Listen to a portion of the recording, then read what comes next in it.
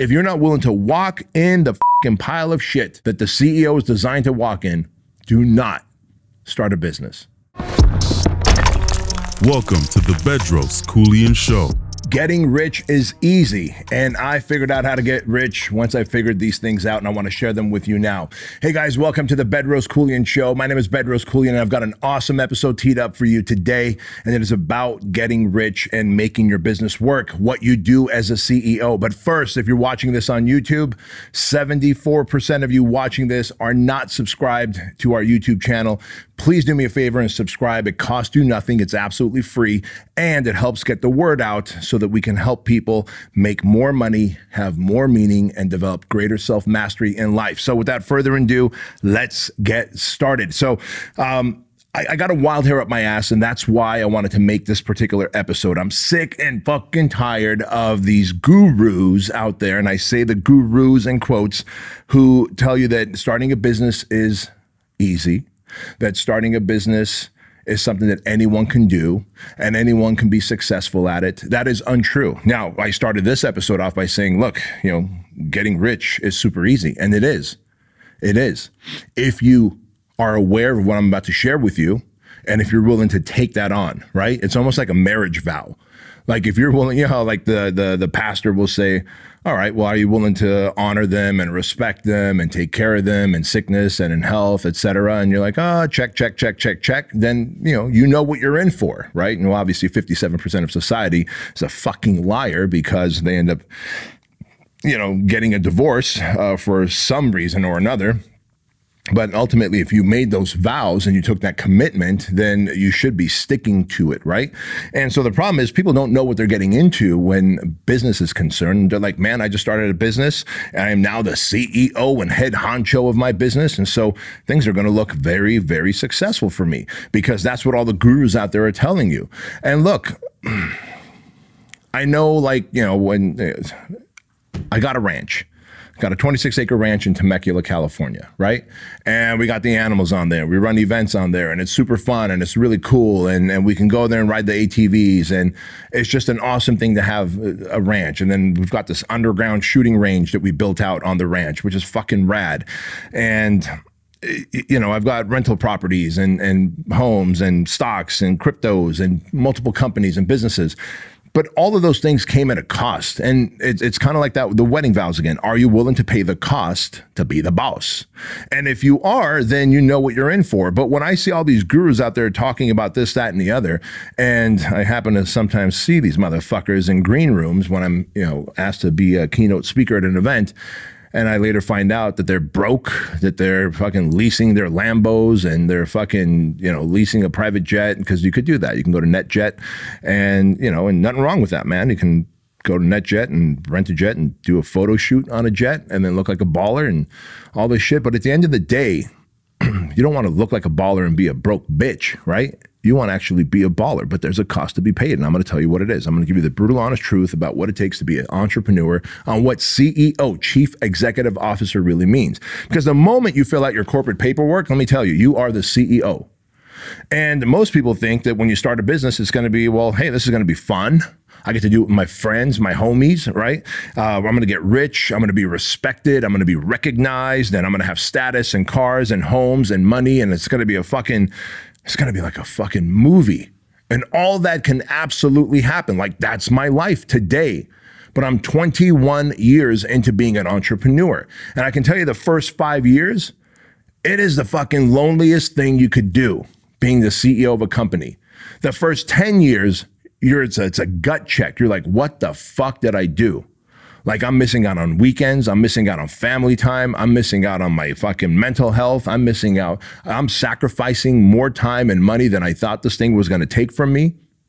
I see no potential on the horizon, but deep down inside, I have some weird glimmer of hope. I'm going to keep pushing forward, right? Like, that's the entrepreneurial plight. And what you don't realize is there's going to be times where people don't believe in you. There's going to be times where people are counting you out. There's going to be times when they're going to tell you to quit. It's not for you. Go get a good job, get a career. And you're going to entertain that idea. And you might. And actually, that might be right for you. But you'll never know if you don't go down this path. But you got to go down the path knowing that we are about to enter a battle hell, fuck it, let's be honest, a war for the next 5 years minimum. That's just the facts. I'm not talking about like, you know, if you've got a job or a career where you're making 50 to 100,000 a year and you're like, hey, I want to start my own business and replace that $100,000 a year income with my own business. That's CEO, but that ain't nothing. That ain't nothing, because yeah, you're making $100,000 a year and you're your own boss, but you're really not a business owner. You own a job at that point, right? And nothing wrong with that. If you're a one-person show, or maybe you and your homie or you and your spouse, you know, started some business where you're making 100 or 200,000 a year. And by the way, that's not even take home. You know that, right? Like, you'd have to be making at least 400,000 a year in gross revenue to be able to take home 100 to 200,000 a year. And the reality is, you could do that with having a job or a career and know that you're going to work 9 to 5, know that there's some kind of a pension plan attached to it, know that there's some kind of a 401k, that there's some kind of health benefits attached to it, because none of that comes with being the CEO, motherfucker. And that's the point I'm trying to make here. The picture that is painted where, like, hey, status and fun and baller and fucking, you know, like recognition and big social media following, all those things happen on the other side of us bleeding, on the other side of us having the loneliest fucking 5 and 10 years of our life, on the other side of us being sick to our stomach with the amount of debt we put ourselves in and our families in. All of this happens on the other side of people not believing in you, right? Like, that's the formula. That's what it takes. And if you're like, yeah, but I think there's an easier way, there's a course I can buy, there's a coach. No, there isn't. I coach some of the best entrepreneurs on the planet. The fucking thought leaders that you're following. Go to fucking bedroskeuilian.com, click the third button down, the Domination Year Coaching Program. You'll see some of the thought leaders that you're the fucking people that you're following with the blue check mark. I've coached them, I've mentored them. And I'm telling you right now, I've seen what they go through, and they've gone through the same path that I have. They've gone through the same path that Elon Musk has. They've gone through the same path that any other entrepreneur in the future is going to go through, because the first 5 to 10 years, you're not making much profit, if at all. Just because your business is making revenue. I'll use Fit Body Bootcamp and True Lean Supplements as an example, right? Like Fit Body Bootcamp, dude, it's an awesome fitness franchise. We've got locations all across the US and Canada. However, it didn't start out that way. I was like, dude, I got this crazy idea. After the housing market crashed, I was like, I got this crazy idea of taking the outdoor boot camp that people do in parks and bringing it indoors, like renting out a space where I could run, 5, 6, 7 boot camp sessions a day. And I could have 30, 40 clients and one coach. And I could make more profits that way because I'm charging clients less, like $200 a month, $299 a month, instead of $600, $700, $800 a month for one-on-one personal training. And when the housing market had crashed in 2008, people were broke, man. People didn't have money. And so as a one-on-one, personal trainer, you're not making any money at that point. People are like, man, sorry, I got to stop doing this one-on-one personal training. I got to cut my expenses. I got to fucking figure out how to not lose my home. The value of my home just went upside down, right? Interest rates went right through the roof. People's mortgages were through the roof. Homes were being foreclosed left and right. And so I was like, all right, what am I going to do? I'm going to take this outdoor boot camp, bring it indoors and legitimize it so we can have it all across the country. The idea alone was a great idea, but the execution of getting it there, like first it was a licensing program, and then the state of California came and tried to fine me for having it a licensing program because apparently I was operating as a franchise and didn't even know it because I was giving my licensees a protected territory, right? So I'm like, yeah, you could have fucking Tampa, Florida, and then you could have this location, you could have this location, and they're paying me money and they're paying me licensing fees, and I'm coaching them and teaching them how to make this, fitness boot camp super successful and create a new personal income for themselves, et cetera.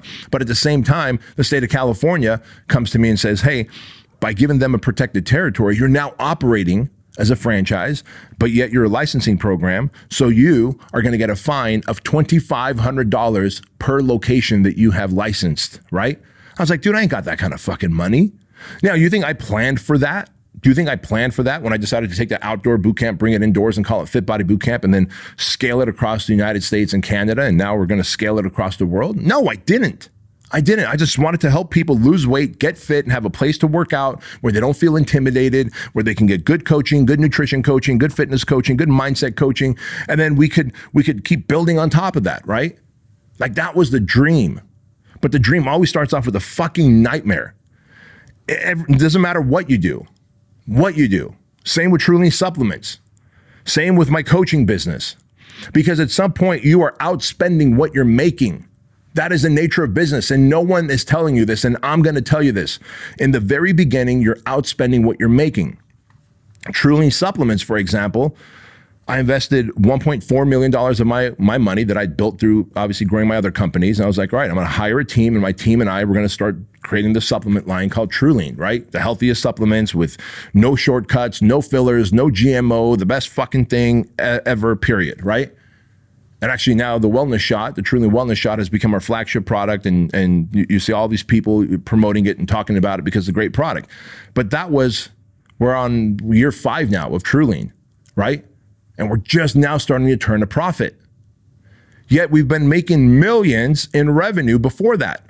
But just because you're making millions in revenue does not mean you're taking any profits home. Because there's a cost of marketing and getting the name, the brand out. That takes a cost. There's a cost of operations, fucking the labels, the formulation, the ingredients, right? There's a cost of the human resources that you have, the team, the employees, the day-to-day people who are not only, running the website and doing customer service and support and running the ads and campaigns, but also, in the warehouse doing fulfillment and all that shit. Like all those things are costs that end up eating away at your profits. And you're like, so then why start a business? Like, I know I'm built for this. That's why. I'm built for this. I'm unemployable, number one. Number two, I'm built to go through shit. I am designed to eat shit sandwiches. And the people that I coach and mentor, they are designed to eat shit sandwiches. Like, we just fucking love it. We get off on the fact that make it hard for me, make it difficult, put my back against the wall, stack the odds against me, and let me fucking show you how I can do it. I don't know why it is that I get off on that, but I get off on that. And the people that I coach and mentor, they get off on that. If you feel that's you, then great. Because I'm telling you, the first 5 years is going to be fucking painful. Yes, you're the CEO, you're the leader, and you're going to make an awesome brand, and you're going to put up a good Instagram account and a YouTube channel. You're going to make a nice little fucking backdrop and have your podcast and YouTube show to promote your shit. And it's all going to fall on deaf ears. No one gives a fuck. Because everything that you want to create, someone has already created. They've done it before you. They've done it better than you. They spent more money than you have on marketing. And if you want a piece of that pie, you have to fight, you have to fight, you have to fight, you have to fight. Shout out to Donald Trump. Fight, fight, fight. How about that motherfucker? There's a dude, let me just go off a tangent real quick. Ed, there's a guy who's a billionaire and he gets shot. An attempted assassination on a former president. He gets shot in the ear. Bam! And guess what happens next? He fucking gets up with all these fucking Secret Service people around him, blood coming down his face, and he's like, fight, fight, fight. Now, I know we all saw I think President Trump is like 6'2", 6'3", and I don't know if you saw, bro, he had like little fucking, there was like 3 women who are Secret Service agents. I think they averaged about 5'1" each. They absolutely were protecting his belly button from getting shot because at that point his head was not being protected, even though it's their job to cover him with their bodies and be a human shield. Ain't no one was covering him except the tall dudes out there. But that's a whole different thing. That's a whole DEI hire, which also, let me go on a tangent of a tangent of a tangent. Kamala fucking Harris. What are we doing right now? Joe Biden was delusional. Joe Biden has cognitive functional issues. Joe Biden is probably the equivalent of Weekend at Bernie's. They were probably using fucking chemicals and string and fucking animation to keep him propped up. And he finally fucking decides, well, they decided for him that, hey, motherfucker, you're done. And Kamala Harris, who's the fucking worst human on the planet. Like, if you don't know what she's done in anyway, I'm going to listen. If you want to have a president who's a woman and a person of color, consider Tulsi Gabbard. Consider her. She was in the military. She was on the front lines in terms of like actually like in the medical tents dealing with fucking dudes that have been shot and blown up, right? She loves this country. She's of Samoan background and she's a wonderful human being. Started off as a Democrat, 8 years in Congress, right? Representing Hawaii. Like, she's got it all. You want a woman of color? and as someone who can actually string sentences together, is coherent, is intelligent, loves and cares for this country and the people in it, Tulsi Gabbard. That's who you want. If you're just fucking voting for Kamala fucking Harris because you're like, well, I want to vote for a woman. She's a woman of color. She was Indian just a few years ago, and now she's saying she's black. And I don't give a fuck what you think she is. She's been the worst thing to the African-American community. When she was the top district aid attorney out here in California, she had more black men incarcerated for small amounts of weed than any other district attorney we've had in California. And she would not let them out because they were free labor for the state, or they were cheap labor for the state. Like, all of a sudden she's black and she's doing that to her people, right?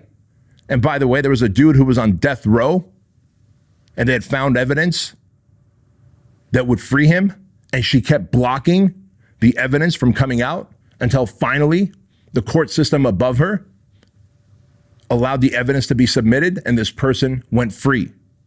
Once again, that's Kamala Harris. Come on, man. She doesn't even know what's fucking happening at the border, and they assigned the fucking border to her. Give me a break, Kamala Harris. She speaks in fucking voodoo, word salad.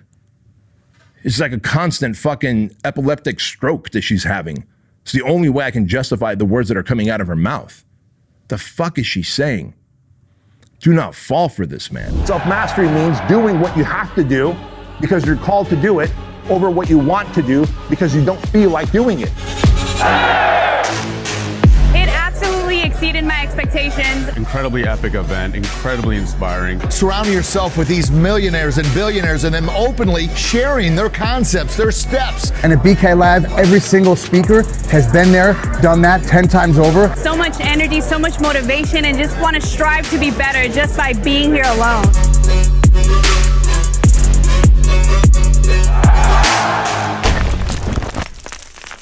Here's the deal, man, about business. You got to understand something. The first 5, 6, 7 years, you are not going to make money. It is going to be very hard. You're going to have every fucking role and responsibility because the people that you hire, you don't have a good gut yet. So you're going to hire stupid people who are going to do stupid things. And when they do stupid things, that problem lands with you. That's how it is. You know what CEO means? CEO is like the fucking shit funnel. CEO to me stands for shit funnel. Everything that is shitty in your business that wasn't even your fault that it happened, could be a customer's problem, it could be an employee's problem, ends up landing at your feet. All the things that are going right and all the things that you enjoy doing, you're not going to do. As a CEO, you're a firefighter. Your job is just to find fires and fight them. And if you're like, man, I can't find any fires right now, guess what? Sniff, motherfucker, because there's smoke, because somewhere around the corner there's a fire. You just haven't seen it yet. That's what the CEO's job is. So every shitty problem funnels to your foot, right? Stands right in front of you. And unlike everybody else in your company who can just turn around to the person next to them and go, hey, what do you think we should do next? What do you think we should do next? Everyone else, from the lowest level employee to the next highest level employee, everyone turns to their superior and goes, uh-oh, we have a problem. What should we do next? By the time it gets to you, the CEO, who are you going to fucking turn to? You got no one to turn to. What do we do next? You are the problem solver. You better FIO, figure it out. So if you're like, damn, B, sounds like running a business is fucking difficult. It is. The first 5 or 6 years, you got to go all in, weekends, nights. You better have a spouse that believes in you. You better have friends who believe in you, or if not, fucking eliminate them, edit them, take them out of your fucking life. You better be locked into this fucking thing. You better make sure this thing is your passion, your purpose, and your calling. Like God should have instilled this thing in you, right? This is not like a fucking job. Like I said, you're going to war. It's a fucking battle. But you're like, why am I willing to do this if I'm not going to make any profits? If operational costs and employee costs and fulfillment costs and marketing costs are going to be so high that all my revenue that comes in the first 3, 4, 5, 6, 7 years, it's not, I'm barely going to make a living. Yes, you're barely going to make a living. Barely. You might even need to borrow money to live because your business is eating up so much of your fucking money that it's making. So then what's the point? The point is this: there is massive profit still from day one. You know what the profit shows up as? Experience, knowledge, your gut. You develop so much experience When you build a business, you start a business and shit starts falling apart, you've underestimated how much money you needed, you underestimated how long it would take, you thought you hired the right people and you didn't, and they fucking broke your business, they shat on it, they stole clients, they stole money, they stole product or services, right? People on social media are talking shit on you.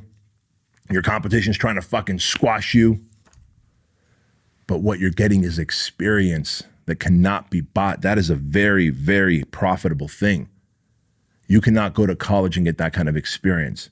You honestly can't even go and work for someone and get that kind of experience, because the truth is, my entire team, they don't really know the thoughts that are living in my head.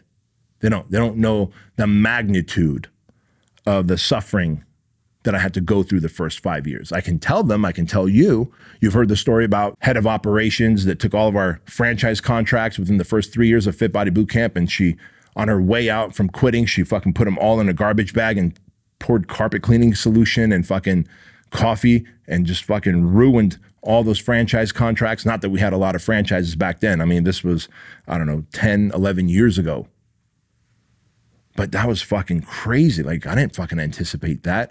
And then she locks everybody out from their Gmail account, right? Like, what the fuck? You will have people, like, go look at YouTube and just type in, like, fucking Bedros Keuilian and the Project. It's funny how y'all think, like, everything I do is so fucking awesome, like with the Squire program and with Fit Body Bootcamp, the franchise, and Truly Supplements and Fuel Hunt Apparel. And then all of a sudden, like, where the project is concerned, for somehow I'm like the devil reincarnated.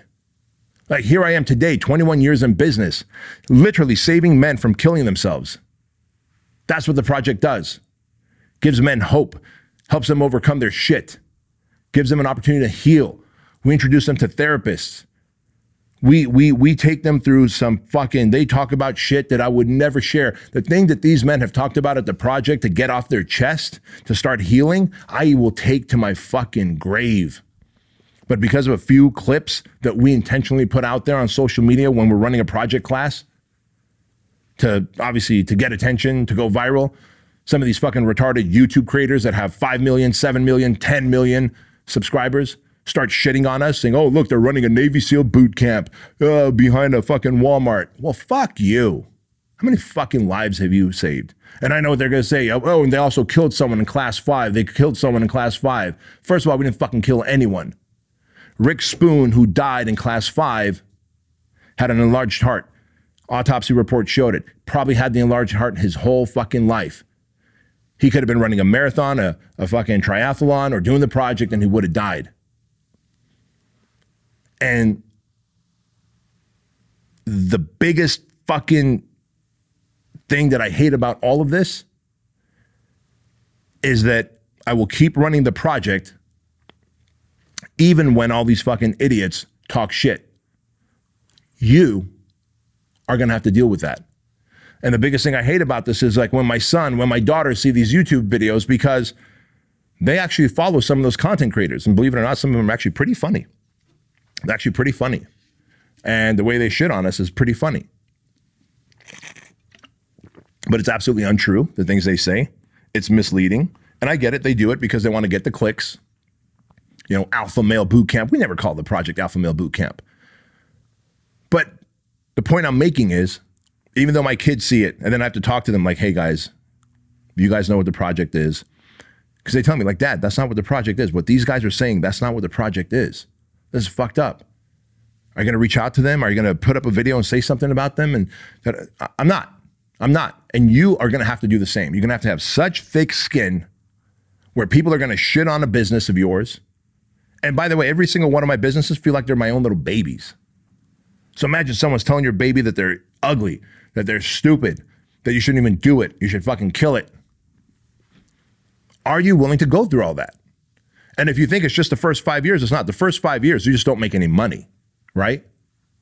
You just don't make any money. What you get is experience. You get experience, you develop a gut, you develop an intuition that you cannot buy at a college, fucking Harvard, Yale University.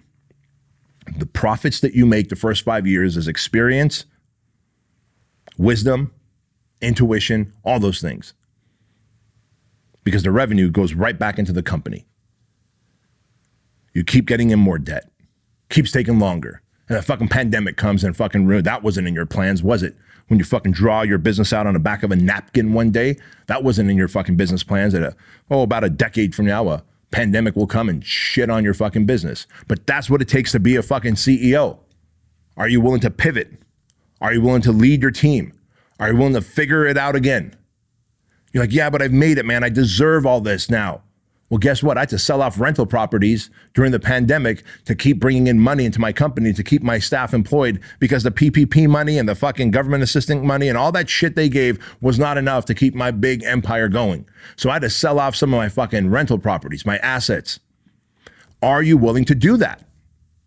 That's the shit sandwiches you're going to have to eat. And that's the shit that no one is telling you. And those are the things that I tell all my coaching clients.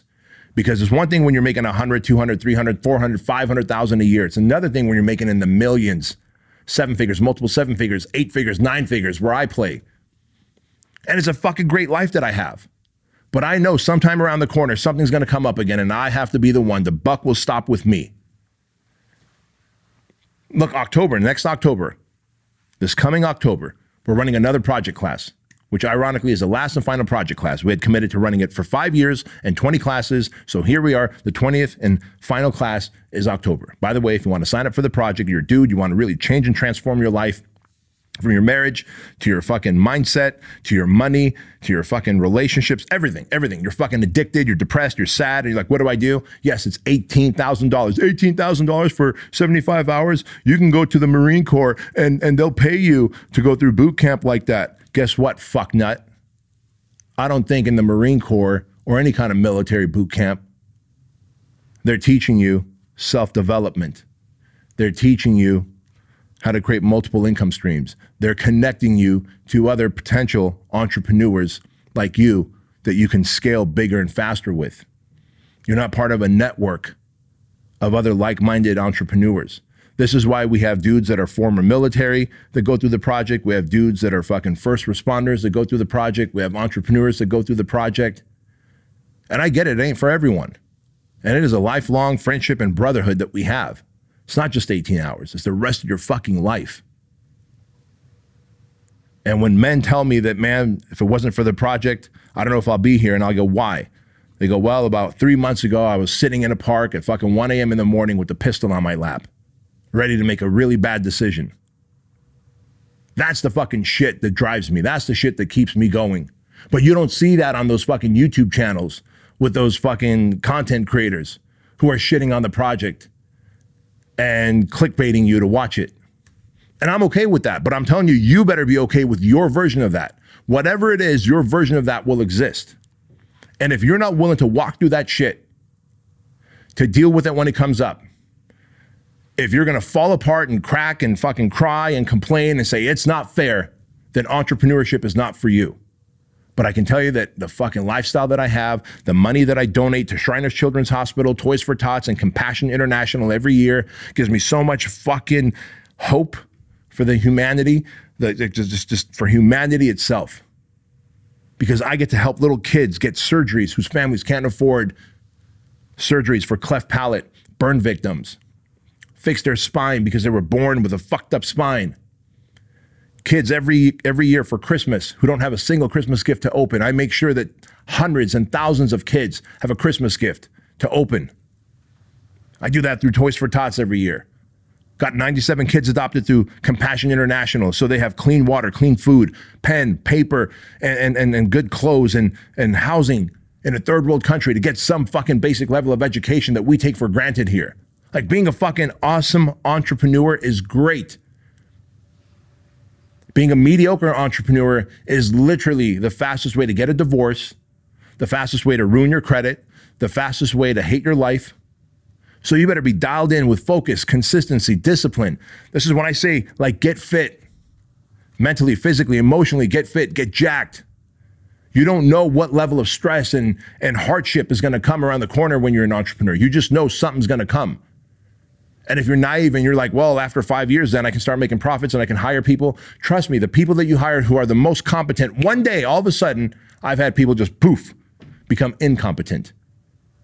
I don't know why it happens. It happens. And it's not exclusive to me. Many of my friends this has happened to. It just is. It's the human condition. And if you're not willing to deal with that shit, if you're not willing to deal with that level of hardship, if you're not willing to walk in the fucking pile of shit that the CEO is designed to walk in, do not start a business. Stay in your career, manage your money well, live very modestly, invest what you can, and hope that inflation doesn't catch up to you in the future. That's the best thing I can tell you. Now listen, I want you to join us at BK Live, September 13th and 14th in beautiful Scottsdale, Arizona. I want to teach you how to start businesses, how to scale businesses, how to create side incomes, how to create multiple income streams. I also have 14 speakers that are coming out for 2 days who are going to pour into you as well. But I'm going to go deep into money, meaning, and self-mastery. I want to see every fucking single one of you there. And if you're like, well, you know, it's in Scottsdale, Arizona. If it was right here in Tallahassee, Florida, I would come. Shut the fuck up. There are people coming from Australia, from UK, from South Africa. You won't get on a fucking plane to just go across the country. September 13th, 14th, BK Live. Hope to see you guys there. Go to bedroskeuilian.com and you will find the registration link there. And remember this, that average is the enemy. Success is your responsibility. And change can take place in an instant if you are willing to flip the switch. I'll see you next time.